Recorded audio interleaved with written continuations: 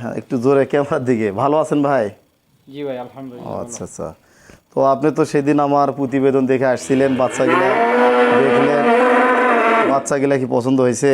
জি ভাই, বাচ্চাগুলো পছন্দ ও, হয়েছে। ঘটনা অনলাইনে যারা গরু কিনে, আমি মনে করি তাদের এসে বলতেছি যে আপনারা অবশ্যই গরু দেখে শুনে কিনবেন। অনলাইন হচ্ছে প্রচারের মাধ্যম।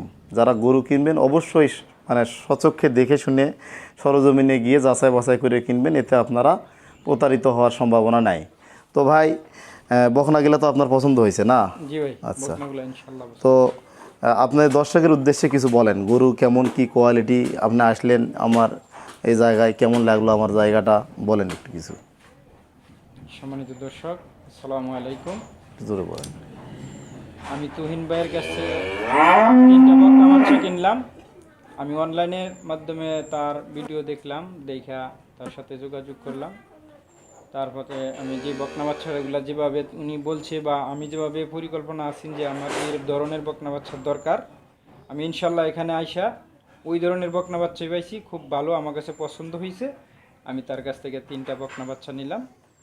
ভবিষ্যতে ইনশাল্লাহ আরও 2-3টা বাচ্চা নিব ওনার কাছ থেকে। আমার খুব ভালো লাগছে, উনি খুব সুন্দর বাচ্চা আমাকে দিয়েছে, আমি খুশি।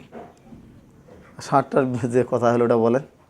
যে আর একটা ষাঁড় বাচ্চা, ওনার বাড়িতে আসলাম, আসার পরে দেখলাম একটা ষাঁড় বাচ্চা খুব সুন্দর, যে ওনার নিজের গাভীর বাচ্চা, 10 মাস নাকি 11 মাস বয়স, অনেক আমার কাছে পছন্দ হয়েছে। তার হাইটা খুব সুন্দর বাচ্চা। আমি ওই বাচ্চাটা ওনার কাছে আবদার করলাম যে ভাই বাচ্চাটা বিক্রি করলে আমার দিয়ে দেন।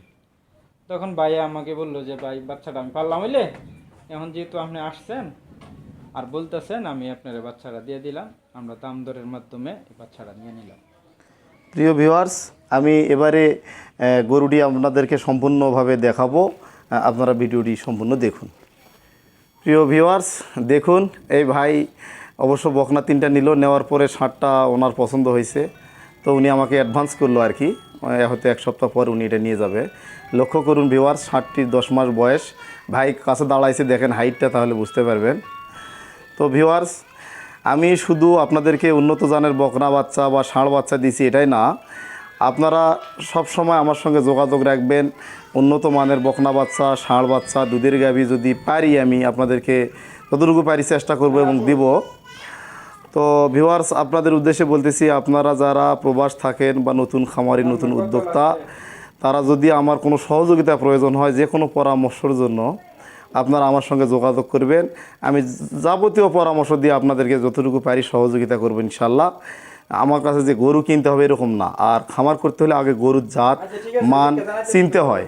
আপনারা এগুলো জেনে শুনে আপনারা ইনশাল্লাহ খামার করবেন, আপনারা কখনো ইনশাল্লাহ ক্ষতিগ্রস্ত হবেন না।